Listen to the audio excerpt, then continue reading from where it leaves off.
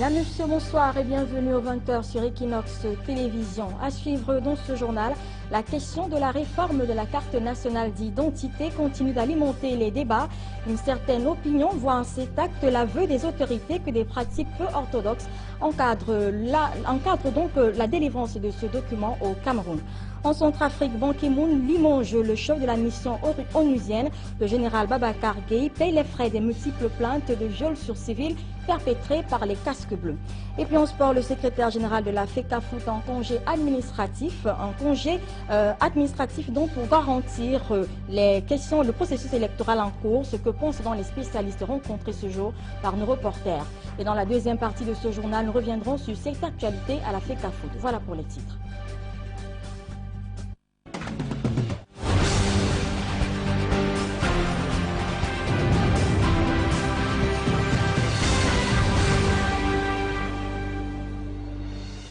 Madame, Monsieur, bonsoir une fois de plus et bienvenue à ce journal. À l'ouverture, parlons de ce calvaire que vivent les populations de Lok-Bissau dans l'arrondissement de Douala 3e.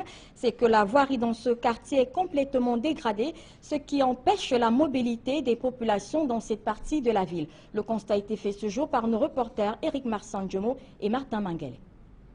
Une moto qui patauge, des piétons qui cherchent où poser les pieds. Voilà quelques clichés qui caractérisent le quartier Lok-Bissau en cette saison de pluie. Quel que soit l'axe emprunté pour entrer dans ce quartier, l'hospitalité de la boue est des plus chaleureuses. Une boue qui a quitté la chaussée pour gagner les trottoirs et plus encore les commerces en bordure de route, tout comme les maisons adjacentes. En fait, la boue règne en maîtresse absolue sur les routes de Lok-Bissau. Pour les habitants du quartier, sortir des domiciles pour diverses destinations hors du quartier est un véritable chemin de croix depuis 3 mois.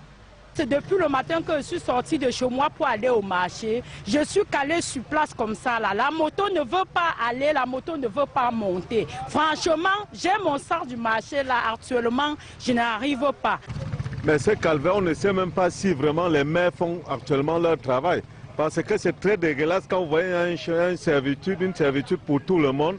Et que nous ne parvenons pas à passer. Des mares d'eau en plein milieu des chaussées causent souvent de nombreuses chutes sur moto. J'ai les pieds bandés parce qu'une moto m'a renversé ici ce matin. Quand la moto porte même une femme, il renverse seulement la femme. Les femmes enceintes, il fait les avortements à cause de la route. Ces mares d'eau, véritables lacs géants, ont déjà réussi à couper complètement certains axes de ce quartier.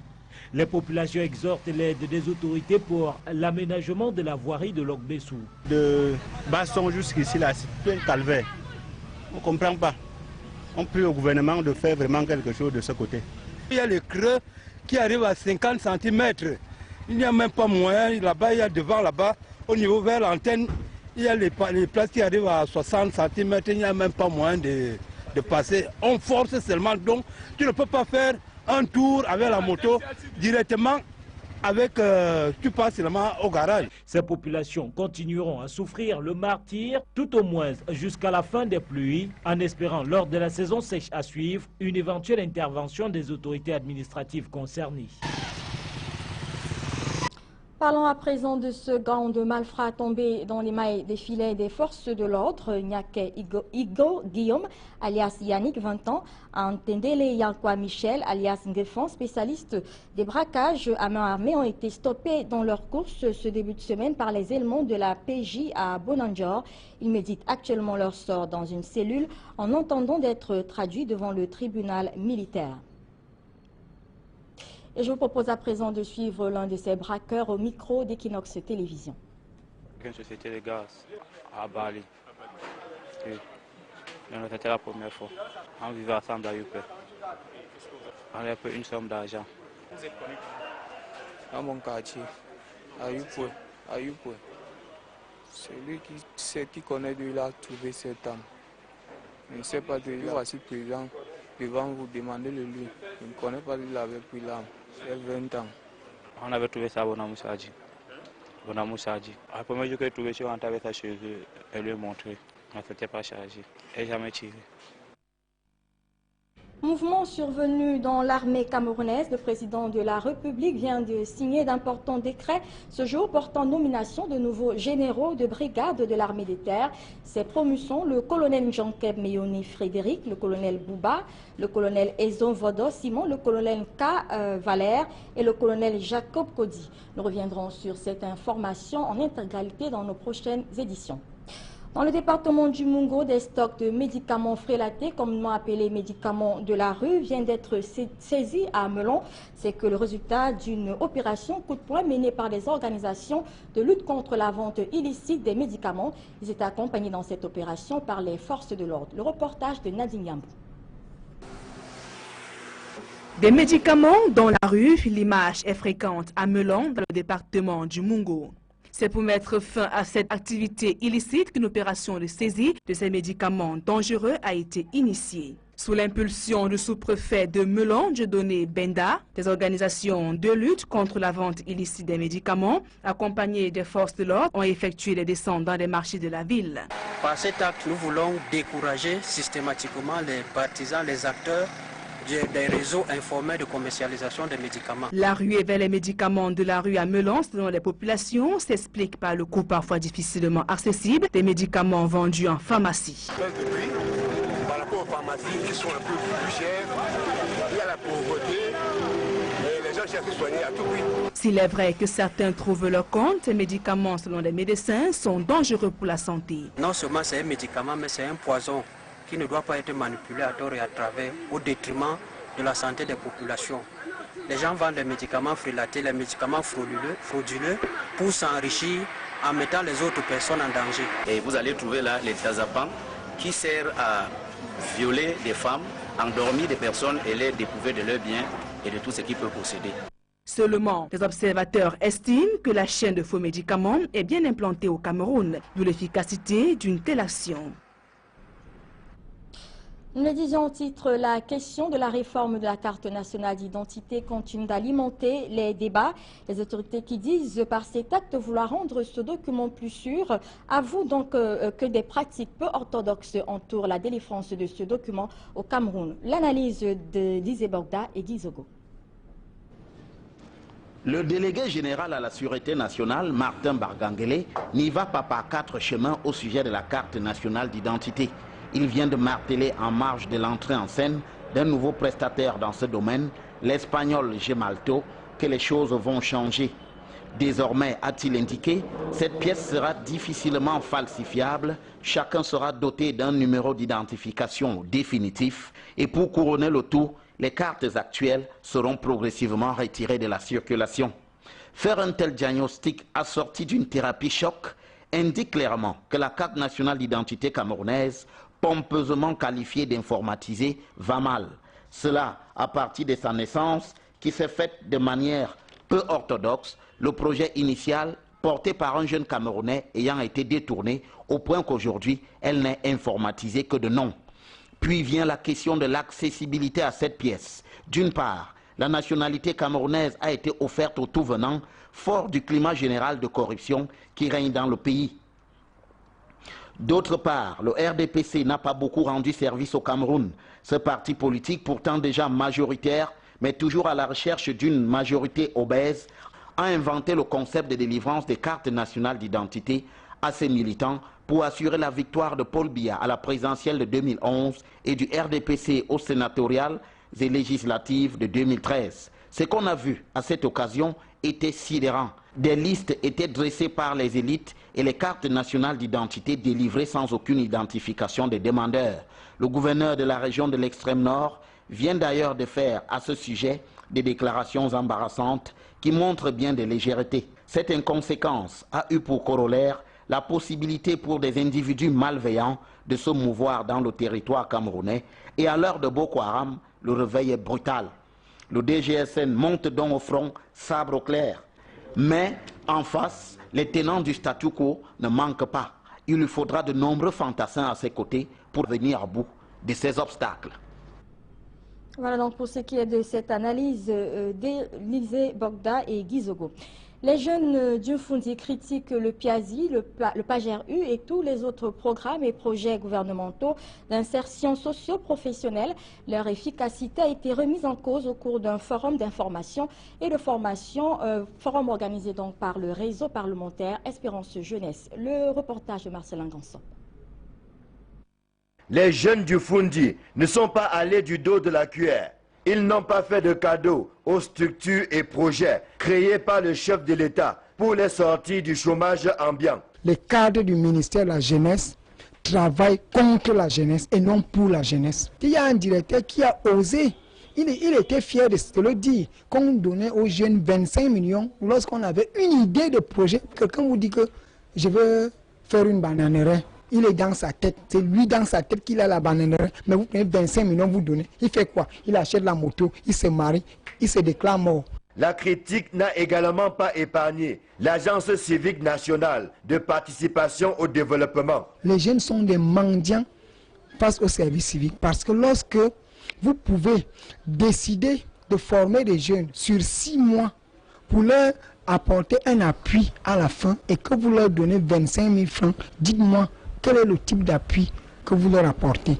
Moi, je pense que le rôle premier du service civique, c'est de ramener les jeunes au respect des valeurs républicaines, qu'on laisse le volet insertion, parce qu'il y a tellement de programmes d'insertion des jeunes. Un fleuve de critiques dans lequel le réseau Espérance Jeunesse s'est également baigné. C'est d'abord très peu de visibilité, très peu de présence sur le terrain et beaucoup d'actions qui ne cadrent pas véritablement avec la raison d'être des organisations et avec des résultats assez mitigés, alors qu'on peut faire plus et mieux.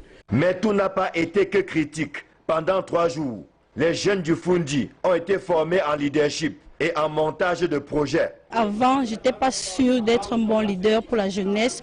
Avant, je ne savais pas comment faire pour amener les jeunes de l'avant. Et au sortir d'ici, j'ai pu apprendre beaucoup de choses à partir desquelles je peux connaître qu'est-ce qu'un bon leader, comment un bon leader fonctionne. J'ai pu faire la différence entre un bon leader et un manager.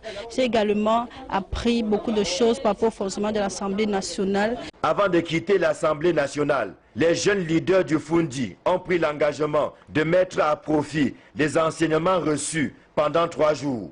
Pour eux, le Conseil national de la jeunesse doit cesser d'être une simple caisse de résonance.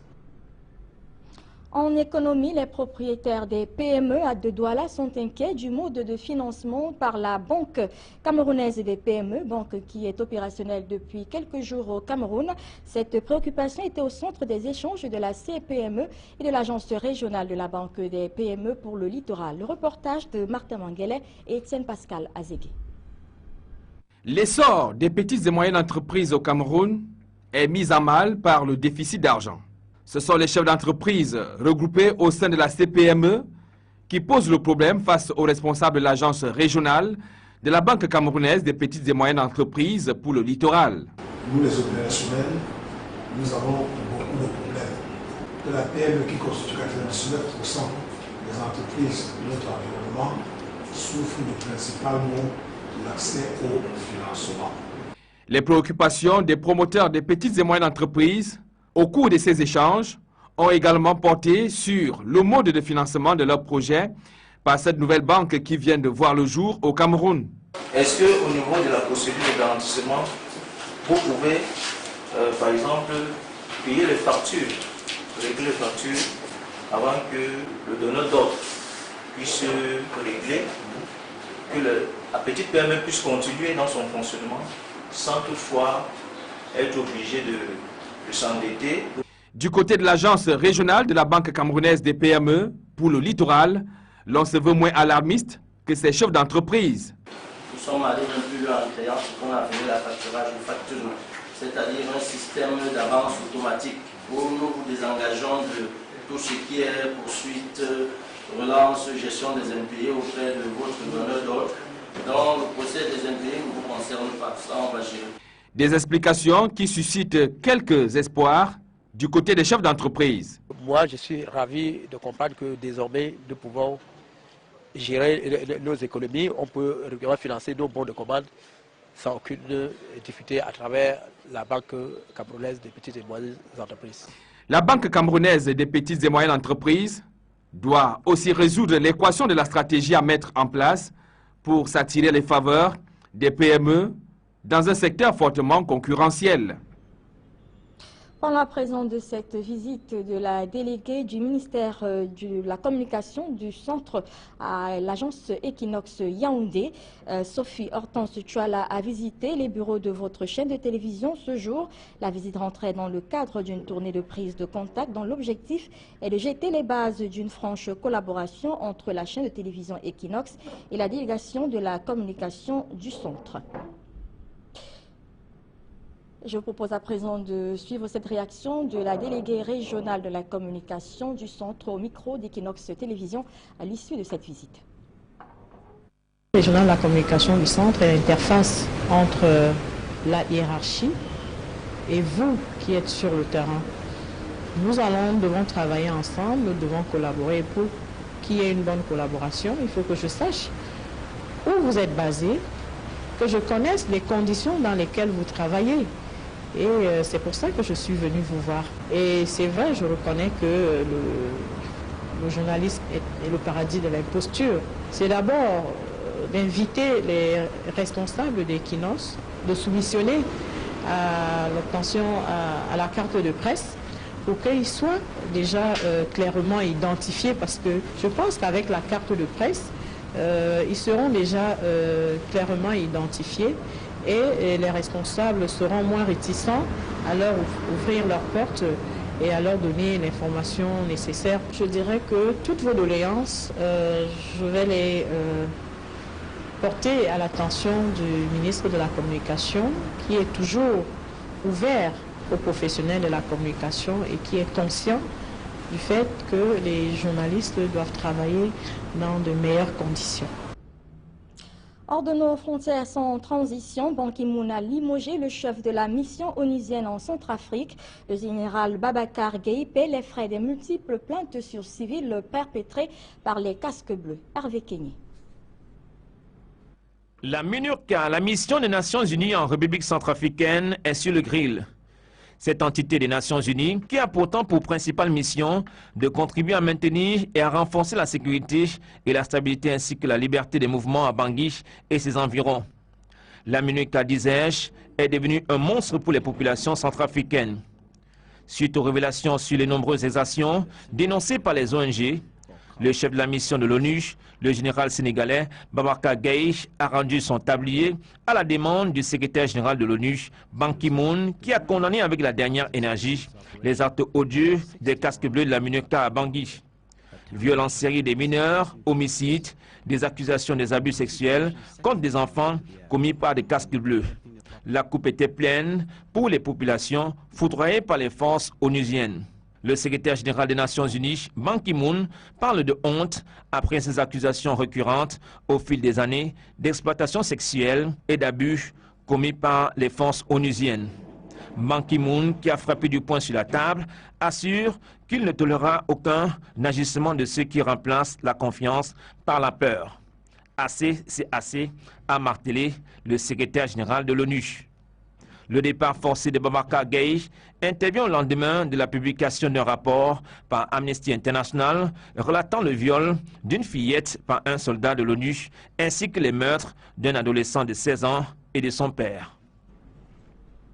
Présidentielle 2015 en Côte d'Ivoire, quand les camarades ne s'entendent plus au PDCI, entendent des partis démocratiques de la Côte d'Ivoire, les dissensions sont de plus en plus visibles. Bertin Kwadjo Konan et Abdourahmane Sangaré refusent de s'aligner derrière leurs leaders, Henri Konan Bédié et Pascal Affinguessan. Au cœur des problèmes, leur choix pour la présidentielle d'octobre prochain. Serge Alain Otto. Depuis l'appel de Daoukro à soutenir Alassane Dramane Ouattara, rien ne va plus au PDCI. La formation du premier président ivoirien, Félix Houphouët-Boigny, fait face à une crise sans précédent. Henri Konan Bédié pense qu'il faut accorder un second mandat à Alassane Dramane Ouattara pour achever les travaux amorcés dans la perspective de l'émergence de la Côte d'Ivoire. Les frondeurs du PDCI, conduits par Bertin Kwadjo Konan, ne se reconnaissent pas dans cet accord Ouattara-Bédié. qui, à leurs yeux, participent à la disparition du PDCI de la sphère de décision en Côte d'Ivoire. Le député Bertin Kwadjo-Konan menace d'entraîner une bonne frange de ses partisans dans une coalition avec Mamadou Koulibaly, président du parti Liberté pour la démocratie, un originaire du Nord et ancien président de l'Assemblée nationale sous Laurent Gbagbo. Les dissensions restent tout aussi prononcées au sein du Front populaire ivoirien. Deux camps se regardent en chien de faïence. D'un côté, les pragmatiques conduits par Pascal Affi-N'Guessan et de l'autre, les ultras avec à leur tête Aboudraman Sangaré. Pour les seconds, fidèles et inconditionnels de Laurent Gbagbo, Pascal Affi-N'Guessan et ses affidés ne sont que des traîtres aux ordres de Alassane Dramane Ouattara.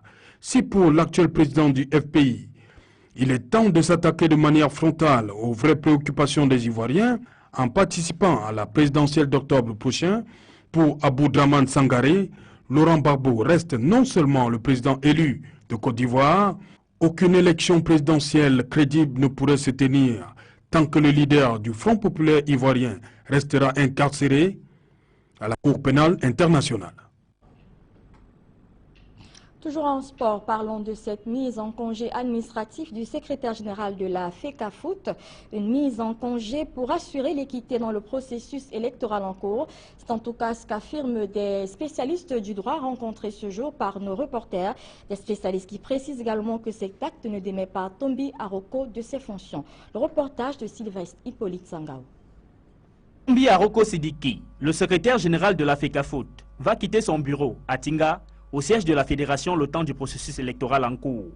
Le patron de l'administration de la Fédération camerounaise de football, qui ne cache pas ses ambitions de briguer la présidence de cette instance, a été mis en congé administratif par Joseph Owona, le président du comité de normalisation. Le congé administratif est justifié par des questions d'opportunité, de besoins ponctuels. Dans le cadre d'une administration, on peut estimer que quelqu'un qui a des ambitions, par exemple dans le cadre d'un processus électoral, alors on se rend compte que les fonctions qu'il occupe sont incompatibles avec les fonctions auxquelles il aspire, on peut décider de le mettre en congé administratif. Pour que le jeu électoral mette les potentiels candidats sur la même ligne, il était impératif de prendre cette mesure administrative. M. Tombi Aroko Sidiki est candidat à la présidence de la FECAFOOT. C'est ça qui justifie que son chef, le président du comité de normalisation, le professeur Joseph Owona, a trouvé opportun de le mettre en congé administratif pour qu'il ne se retrouve pas dans une situation, j'allais dire, de juge et parti. Tombi Aroko Sidiki peut donc aller aux élections, profitant de son congé administratif, sans toutefois perdre son poste de secrétaire général de la FECAFOOT. Il n'a pas été démis de ses fonctions de secrétaire général. Maintenant, si par extraordinaire, il n'est pas élu au poste de président de la Fédération camerounaise de football, l'équipe qui sera élue peut valablement le rappeler dans cette fonction. Le poste de secrétaire général, ce n'est pas un poste électif, enfin jusqu'à présent. Ça a toujours été un poste de nomination. Rappelons que Tombi Aroko avait clairement affiché ses ambitions en présentant sa candidature à la présidence de la FECAFOOT avant la décision du tribunal arbitral du sport qui avait annulé le processus électoral suite à une plainte d'Abdourahmane Amadou et Antoine Depadou et Somba Yenga. Voilà, c'est la fin de cette première partie du journal. Nous nous retrouvons tout à l'heure pour la seconde partie.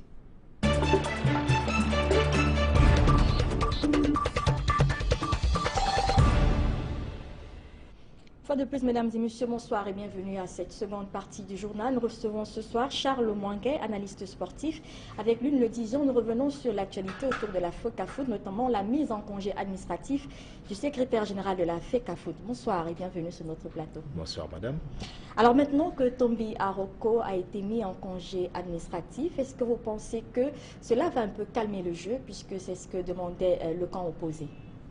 Non, je ne pense pas que ce soit la revendication centrale du camp opposé. Et compte tenu des délais relativement courts qui nous séparent de l'élection du président de la fédération, il ne me semble pas que aujourd'hui la mise à l'écart momentanée du secrétaire général soit de nature à apporter une quelconque garantie qui apaiserait le camp qui s'oppose ou les camps qui s'opposeraient à lui ou les autres candidats. Donc je ne pense pas que ça va détendre spécialement l'atmosphère. C'est l'effet souhaité par ceux qui ont pris la décision, mais il ne me semble pas que ce sera décodé ainsi de l'autre côté. Donc vous pensez qu'avec la mise à l'écart de M. Tombia Roko, qui arrive un peu tard selon vous, les candidats n'iront pas à ces élections avec des armes égales? Non, ils ne risquent pas d'y aller avec des armes égales. Encore que, même si il avait démissionné 6 mois avant, vous savez, une administration que vous gérez pendant quelques années, vous y avez vos habitudes, vous y avez vos personnes de confiance, quoi qu'on dise. Et forcément, vous y avez vos réseaux d'information, parce que à ce niveau de management, l'information, c'est la donnée la plus importante.